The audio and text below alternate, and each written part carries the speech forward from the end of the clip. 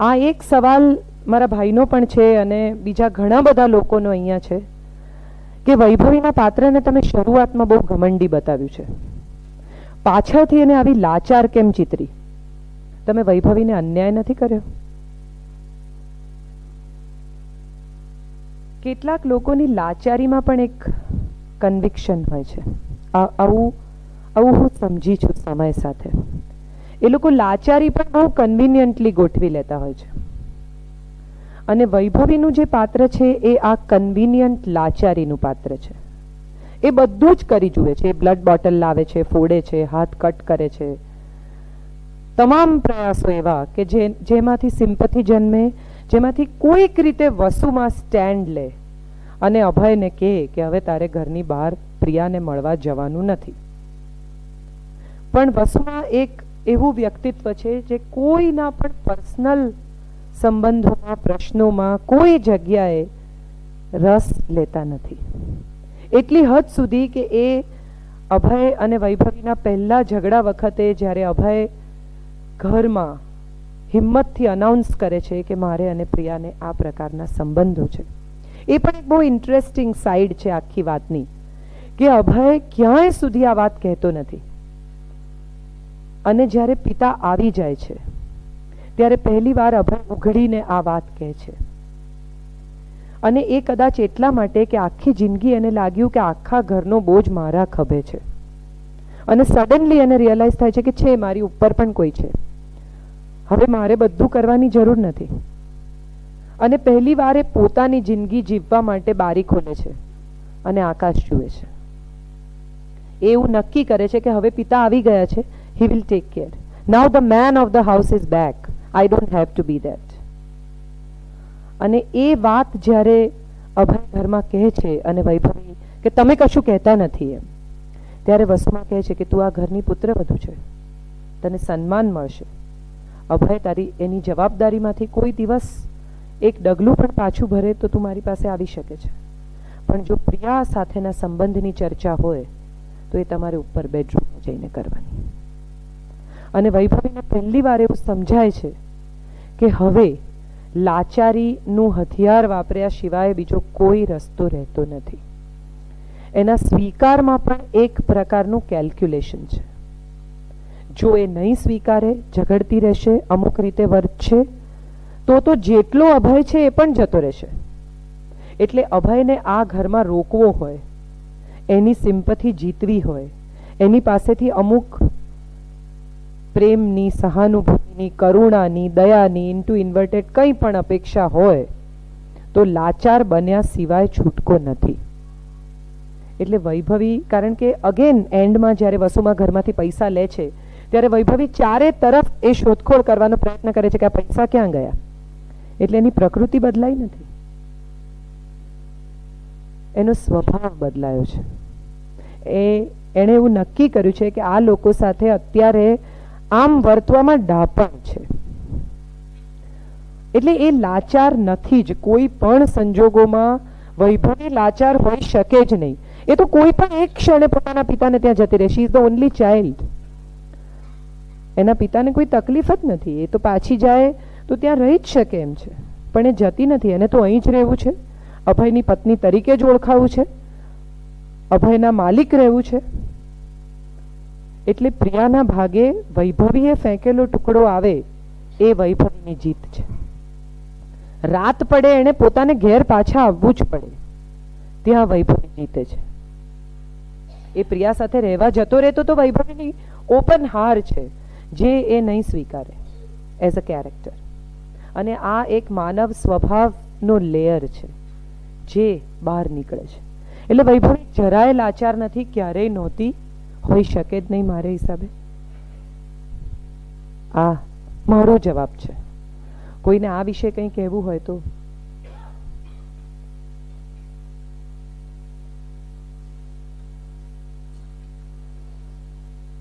બીજો સવાલ છે, વસુમાં પહેલેથી જ સૂર્યકાંતને બહુ ચાહતા હતા.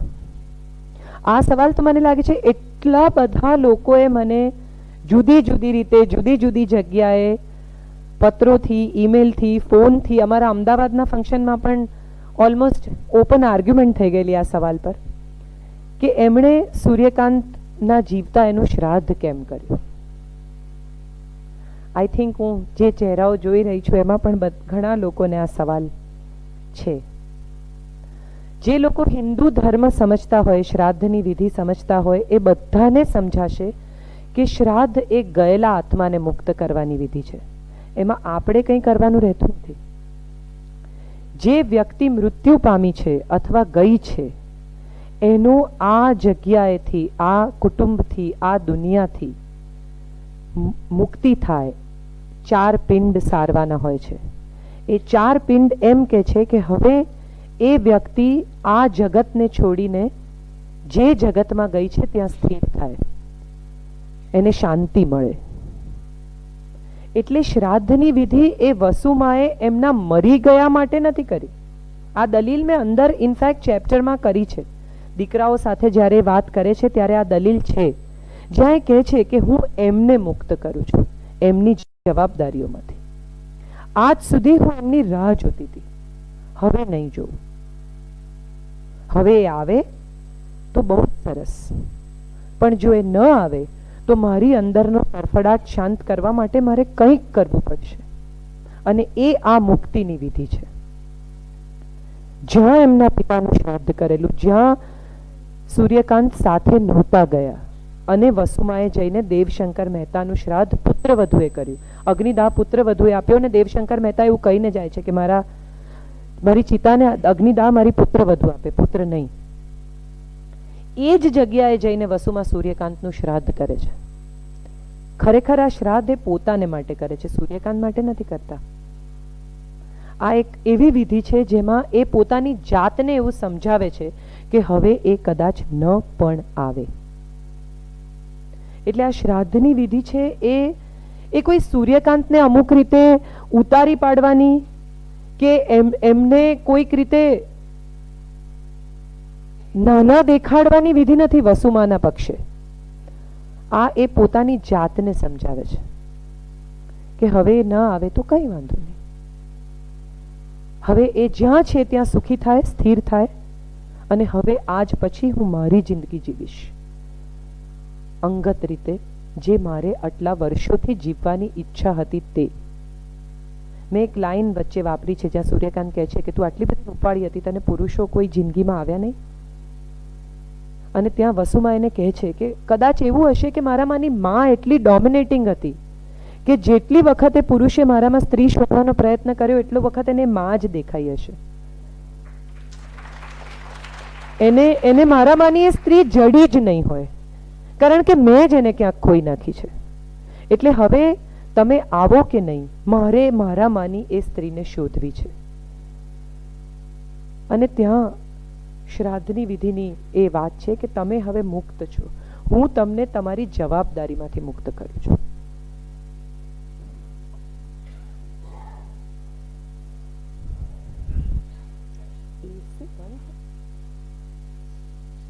बहुत गर्मी है. માં એવું કયું એલિમેન્ટ છે કે જે સૂર્યકાંતથી લઈને 4 જનરેશનને કોમ્પ્લેક્સ ફીલ કરાવે છે? Secondly, the way I visualise કે એની સિરિયલ આ પિક્ચર આવશે તો રેખા કે શબાના, એ બેમાંથી તમને કોણ રોલ માટે સુટેબલ લાગે છે?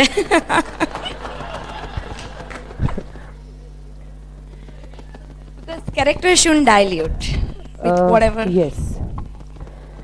The character that I have described, see, પુરુષો બધા, with lot of due respect with the people around, સામાન્ય રીતે એવું માને છે કે સ્ત્રીઓમાં બહુ બુદ્ધિ નથી હોતી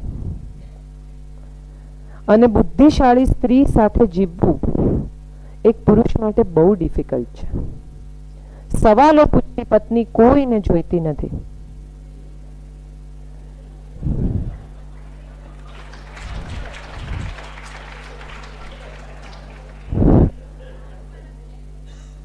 અહીંથી પહેલો કોન્ફ્લિક્ટ શરૂ થાય છે.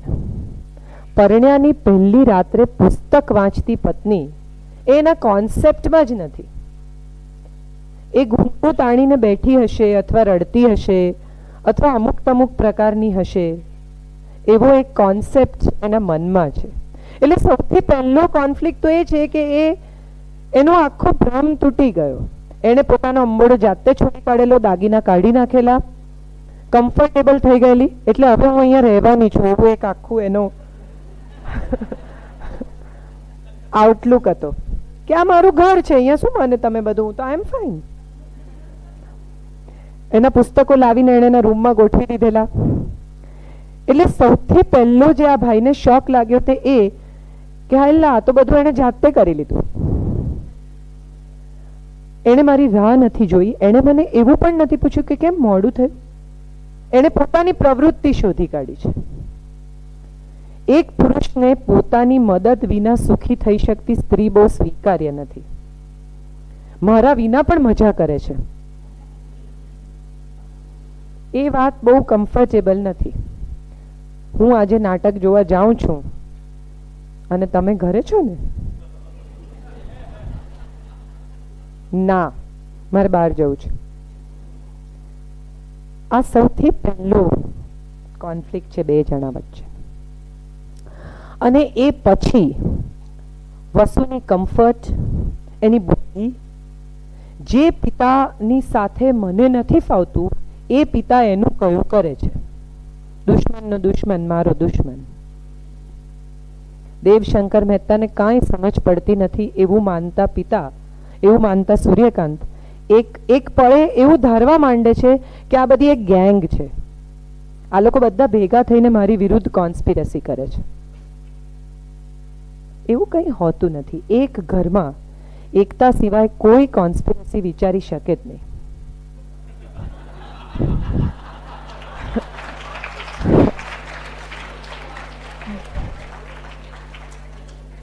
એટલે મારે હિસાબે એક ઘરમાં જીવતા લોકો એકબીજાની સાથે સુખેથી જીવવા માંગે છે. વસુમાં પણ કહે છે કે સુખ મને આકર્ષે જ છે, શાંતિ શાશ્વત રહે એ જ મારો પ્રયાસ છે. પણ જ્યારે સસરા અસહાય છે, આટલું મોટું દેવું થઈ ગયું છે, સૂર્યકાંત દારૂડિયો થઈ ગયો છે, ત્યારે એ ઘરનો દીકરો થઈ જાય છે અને સૂર્યકાંતને પોતાનું સ્થાન હચમચેલું લાગે છે. એનું મહત્વ ઘટી ગયું. હવે પિતાનો આધાર એના પર નથી. હવે તો આ એક પૂજારીની દીકરી ગઈકાલે તો એને બોલતા નહોતું આવડતું, ઊભી નહોતી રહી શકતી સરખી રીતે. એણે બધું ટેક ઓવર કરવા માંડ્યું અને એ ટેક ઓવરનો આ ભય છે. મારું સ્થાન મારા હાથમાંથી ગયું. નથી પત્ની ડિપેન્ડન્ટ, નથી બાપ ડિપેન્ડન્ટ, તો હું શું કરું છું આખી વાતમાં? હુ એમ આઈ? એ આઈડેન્ટિટી ક્રાઇસિસમાંથી જન્મેલો આ સવાલ છે. બીજી જનરેશન છે વૈભવ. એની સાથે એને કોન્ફ્લિક્ટ નથી. કોન્ફ્લિક્ટ વૈભવીની દિશામાંથી છે. એ તો વૈભવીની સાથે જ છે, એણે તો સ્વીકારી જ છે, એને કોઈ ઇશ્યુ જ નથી. એણે જાનકીને જેટલો પ્રેમ આપ્યો છે એટલો જ વૈભવીને આપવા માંગે છે, આપે છે. ઇનફેક્ટ એમને માટે કોઈ પાર્શિયાલિટી જ નથી. પણ બહુ સ્વાભાવિક વાત છે કે આપણા બે પડોશી બાજુબાજુમાં રહેતા હોય, એમાંનો એક મોટા અવાજે મ્યુઝિક વગાડતો હોય, બારણા ખુલ્લા રાખતો હોય, ત્રાસ વર્તાવતો હોય, તો એના કરતાં પેલો જેને ઘેર જઈને આપણે સાકર લાવી શકીએ એ માણસ આપણને ગમે. આ એટલી જ સાદી વાત છે. જાનકી ઘરમાં કમ્ફર્ટેબલ છે, બધાને ચાહે છે, સગવડો સાચવે છે. સો ગ્રેજ્યુઅલી વસુમાને લાગે છે કે આ મારી જગ્યા લેશે. વૈભવીમાં એક કેપેસિટી નથી. એ એને એની વારસદાર તરીકે જુએ છે, ઇમોશનલ વારસદાર. કોઈ કોન્ફ્લિક્ટ નથી એમની તરફથી. તો સૂર્યકાંતના ગયા પછી, છોકરાઓ મોટા થઈ ગયા પછી કોઈ કોન્ફ્લિક્ટ જ નથી. અને એ કોન્ફ્લિક્ટ નથી એ વૈભવીનો ઇશ્યુ છે, કારણ કે એની અંદર પુષ્કળ કોન્ફ્લિક્ટ છે. મારી શાંતિ બીજા લોકોને તકલીફ આપે છે, આ તો કંઈ કહેતી જ નથી. હું 12 વાગે કોકટેલ પાર્ટીમાંથી આવું છું ને મારા પગ લથડે છે તોય મારી સાસુ મને કંઈ કહેતી નથી. એ એનો પ્રોબ્લેમ છે. તો એનું બારણું બંધ કરીને સૂઈ જાય છે, એ એનો પ્રોબ્લેમ છે. હું રસોડામાં જતી નથી, સવારે કોફી મને જાનકી આપી જાય છે તોય મને કંઈ કહેતી નથી. એક તરફથી એક જ માણસ બોલ્યા કરે ને સામેનો માણસ રિસ્પોન્સ ના કરે તો એક રિએક્શન એવું આવે કે હું 1 કલાકથી બોલું છું, તમને સમજણ પડે છે? આ એ કોન્ફ્લિક્ટ છે. ત્રીજી જનરેશન સાથે એમને કોઈ કોન્ફ્લિક્ટ નથી. લજ્જા સાથે તો એમની ઉત્તમ રિલેશનશિપ છે, આદિત્ય સાથે એમની શ્રેષ્ઠ રિલેશનશિપ છે. અને કોન્ફ્લિક્ટ ખરેખર જુઓ તો વસુમાને કોઈની સાથે નથી. સામેની વ્યક્તિને એમની સ્વસ્થતા, એમની મક્કમતા, એમની બુદ્ધિ, એમનું લોજિક, એમનું બેલેન્સ ડિસ્ટર્બ કરી નાખે છે, કારણ કે સામેની વ્યક્તિ પાસે એ નથી. So this is what I have tried to portray. અને આમ તો રાગિણીબેન અહીંયા છે, મને રેખા અને શબાનાની કંઈ બહુ જરૂર લાગતી નથી.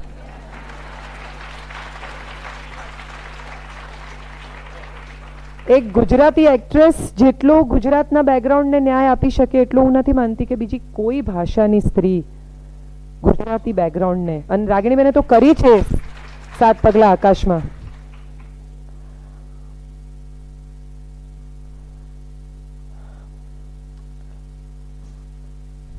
હાજી, હા હા હા, એસીનું પ્લીઝ કઈ ચેક કરો ને. હાજી,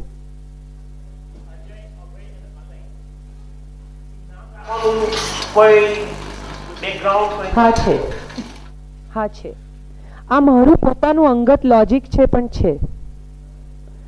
પત્નીથી ડરતો, જિંદગીથી ડરતો, સતત લડતો ગભરું માણસ એ અભય છે.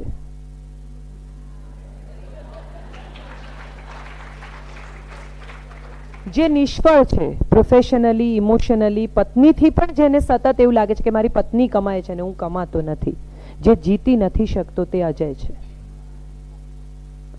અને અલય એટલે જેનો ક્યારેય વિનાશ નથી થતો, જેનો ક્યારેય નાશ નથી થતો. એને તો જે જન્મ્યો ત્યારથી જ એની પાસે કોઈ આઈડેન્ટિટી નથી. પિતા નથી, માનું નામ લખે છે, ફિલ્મ બનાવવા સ્ટ્રગલ કરે છે, દિશા નથી. આવી પ્રેમિકા છે જે 7-7 વર્ષથી એની રાહ જુએ છે તોય ભટકી જાય છે, અને એક હિરોઈન સાથે રિલેશનશિપ થઈ જાય છે. એ હિરોઈન આપઘાત કરે છે, લગ્ન કરીને આવે છે પત્ની, અને પહેલા સમાચાર આ મળે છે. એ અલય છે. આ મારું અંગત લોજિક છે. આ વાચક સુધી પહોંચ્યું એનો મને બહુ આનંદ છે. પણ એક વાત અહીંયા મારે કહેવી છે કે મને બહુ જ બધા મારા પુરુષ વાચકોના પત્રો મળ્યા છે, અને એમાં ઘણી બધી જગ્યાએ એવું એક મારી સાથે એમણે બહુ સુંદર શેર કર્યું છે કે સામાન્ય રીતે વિમેન રાઇટર્સ ક્યારેય પુરુષોને ન્યાય કરતી નથી. એ લોકો પાસે હંમેશા એક ઝંડો હોય છે લિબરેશનનો, કે અમે દુઃખી, અમે પીડાયા, અમે હેરાન થયા, હવે તમે ભોગવો.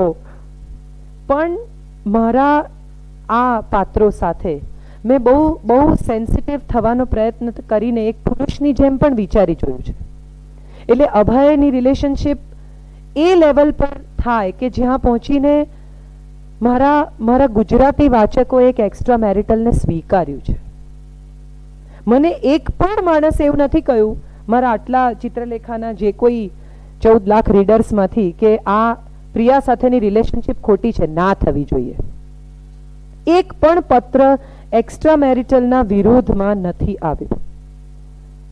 એટલે હું માનું છું કે હું એ કક્ષાએ લઈ જઈ શકી છું આ રિલેશનશિપને કે જ્યાં મારા વાચકે એવું સ્વીકાર્યું છે કે આટલા દુઃખી માણસને એક ગર્લફ્રેન્ડ હોય તો વાંધો નહીં, બરાબર છે બિચારો, એને ક્યાંક તો માણસને શાંતિ મળે. આવી ભયાનક બાઈ ઘરમાં હોય એટલે એ ભયાનક બાઈ પણ મેં જ ચિતરી છે, અને સામે વસુમાં પણ મેં જ ચિતર્યા છે. અને એક પુરુષને પણ એના શૂઝમાં પગ નાખીને મેં જસ્ટિફાય કરવાનો નિષ્ઠાથી પ્રયાસ કર્યો છે. જી, પ્રયત્ન તો કર્યો છે.